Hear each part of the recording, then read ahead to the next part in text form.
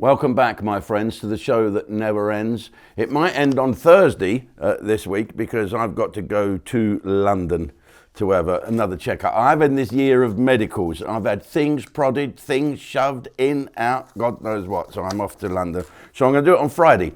Come back and do it Friday morning for you. So that will give me a little bit more new stuff. And the good news is, touch wood, the weather is looking okay for me and Dick. He's the coxswain, the old coxswain of the Caister lifeboat.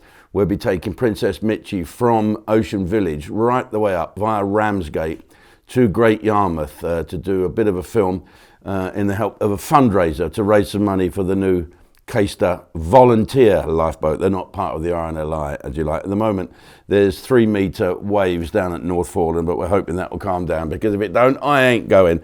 So here we are then. It's one of our live shows that we're going to do with me and Bobby Davro at the end of the pier on Great Yarmouth on the 30th of April. It's that bank holiday weekend. There's also 30 lifeboatmen going to come and sing, you know, like those fisherman friends blokes. It's going to be a good old laugh, and there'll be me and Davro as well to throw a dampener on it.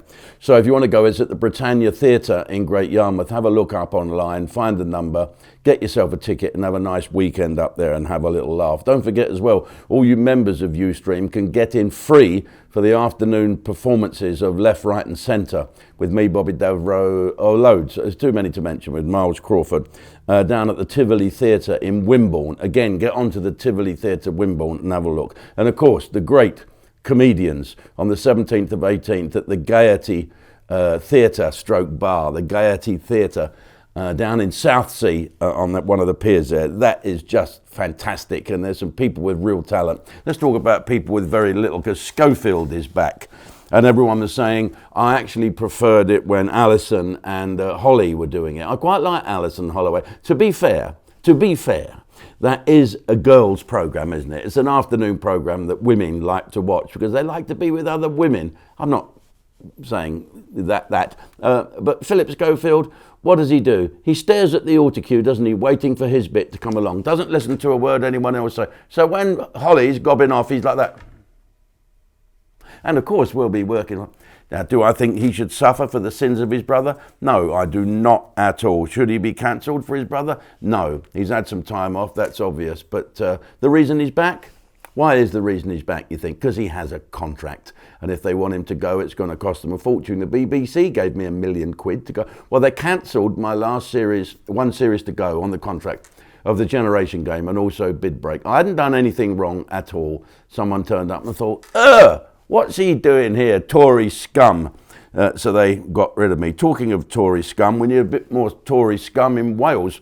Wales are some of the nicest people and blokes and women I've ever met. They're a fantastic audience. You could say, you sheep-shagging Welsh bugger, oh, he's bloody funny, isn't it? Well, they have gone a bit funny because the George Savile lookalike First Minister and his team, listen to this. Welsh asylum seekers could receive £1,600 a month. Plus, they get taxpayers' money to help them fight deportation. What is all that about? And that is the Welsh Assembly. Oh, come on. How can you be that lefty? I mean, for a country, a fantastic country, how come they got you morons as their leaders? Rise up, people from Wales. Anyway, they are now, right? These are the people. Jane Hutt, Julie Morgan, and Mick Antin can't pronounce it. Antoniou. Here he's actually a refugee himself. He's from Ukraine and come here after the Second World War. Whose side were Ukraine on the Second World War? I can't remember.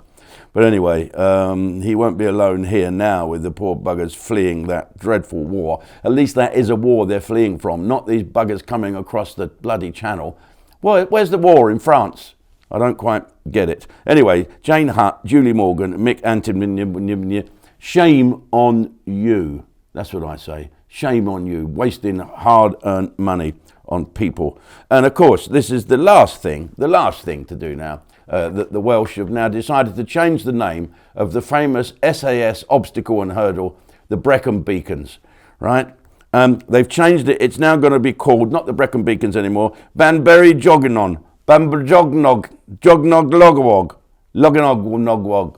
Okay, and there's a mountain there called Penny Fan. So they might just call it Fanny Penny. Okay, Miss Fanny Penny, we're going up a mountain. I know, we're going over to Ustream. Come and join us, come and join us by the village pond beside the Manty Pond. There'll be games upon the green saying pass the Vaseline and we all sing. The rest of that song has been censored, but you can see it on Ustream as part of Boobs in the Wood. Okay, Harley, turn the page. Thanks for watching. If you've enjoyed this video and want to see more, be sure to go to ustream.com and sign up. If you're a cheapskate, click subscribe down below and then turn notifications on so you never miss another video.